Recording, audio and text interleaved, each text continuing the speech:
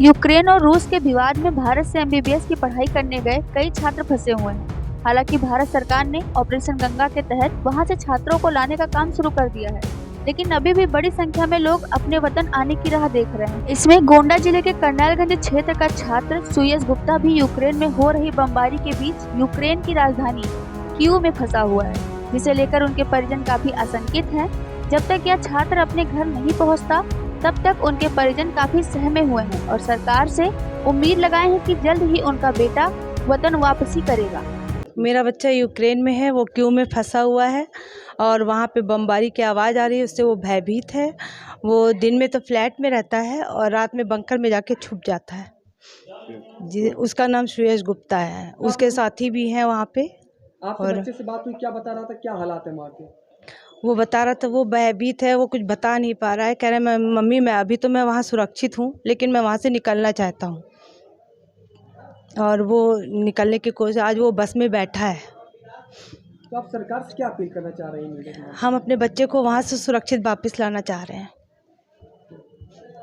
आपको बता दें, यूक्रेन और रूस में युद्ध छिड़ने से वहां के हालात खराब हैं। जो छात्र यूक्रेन में फंसे हुए हैं, उनके परिजनों को उनकी सुरक्षा को लेकर चिंता बनी हुई है। गोंडा के करनैलगंज कस्बे का छात्र सुयश गुप्ता 4 साल से यूक्रेन में एमबीबीएस की पढ़ाई कर रहा है और वह अंतिम वर्ष का छात्र था, लेकिन यूक्रेन में युद्ध का हालात होने के बाद अब उसे घर जाने की चिंता है। यूक्रेन के 6 किलोमीटर दूर ब्रस्पिल एयरपोर्ट है, वहीं के पास में है। और अब उसको कल मिला है 8 बजे कर्फ्यू ख़त्म हुआ है। अब वो जो है बॉर्डर के लिए ये कहाँ हंगरी बॉर्डर के लिए वो बस सेवा के द्वारा जो है अपने कई साथियों के साथ निकल रहा है। बच्चे से कुछ बात हुई है, क्या बता रहा था, कैसी स्थिति है वहाँ पर, क्या हालात बने हुए? स्थिति वहाँ सही नहीं है, बहुत खराब स्थिति है। और अब किसी तरह सोच रहा है कि अब बॉर्डर आज जो है कर्फ्यू 8 बजे ख़त्म हुआ है, तो निकलने का मौका मिला है उसको। कर रही है बहुत चिंतित हैं हम लोग। जल्द से जल्द वो यहाँ आ जाए, भगवान से यही मनाते हैं। तो हम मीडिया के माध्यम से भारत सरकार से क्या अपील करना चाह रहे हैं? अपील ये है कि जब जितने भी भारतीय छात्र हैं, भारतीय नागरिक हैं, उनको वहाँ से जल्द निकाला जाए। उनके ऊपर बहुत जुर्म भी हो रहे हैं। वहाँ पर बॉर्डर पे जो है यूक्रेन के लोग जो हैं, उनके साथ सलूक अच्छा नहीं कर रहे हैं। उनको अब विशेष ध्यान दिया जाए उस पर। आपके बच्चे से बात हुई थी, वहाँ की स्थिति के बारे में आपको क्या अवगत कराया आप लोगों को?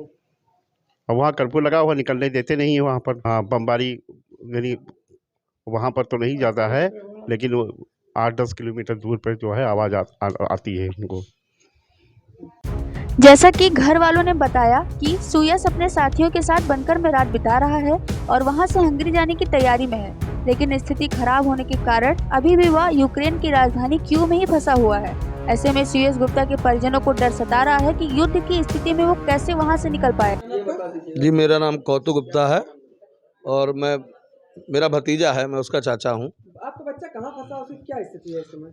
हमारा भतीजा ये जो यूक्रेन की राजधानी कीव है, उसी की मेडिकल यूनिवर्सिटी का वो छात्र है। 4थे वर्ष की पढ़ाई उसकी चल रही है और कीव में ही हालात सबसे ज़्यादा ख़राब हैं।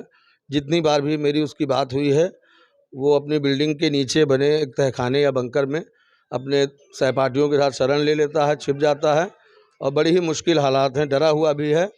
और देश के हमारे देश की तरफ से कहा गया कि पश्चिमी सीमा पे जो देश हैं, वहाँ वो लोग आ जाएं तो वहाँ से उनको इवैक्यूएट किया जा सकता है, लेकिन सबसे बड़ी मुश्किल यही आ रही कि रोमानिया या हंगरी या पोलैंड बॉर्डर तक पहुंचना ही बहुत मुश्किल है कि बाहर बमबारी हो रही है और 8 या 900 किलोमीटर का सफ़र उसे तय करना है।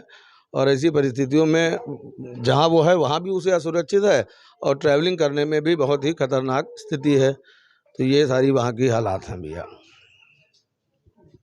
इसे कहते हुए परिजन भावुक हो जाते हैं। जैसा कि सुयश गुप्ता की अपने परिजनों से वीडियो कॉल पर बात हुई तो उसने बताया एम्बेसी से कांटेक्ट किया है, लेकिन अभी कोई परिणाम नहीं निकला है। ऐसे में जब तक सुयश गुप्ता अपने घर नहीं पहुंच जाता, तब तक परिजनों में भारी आशंका बनी हुई है।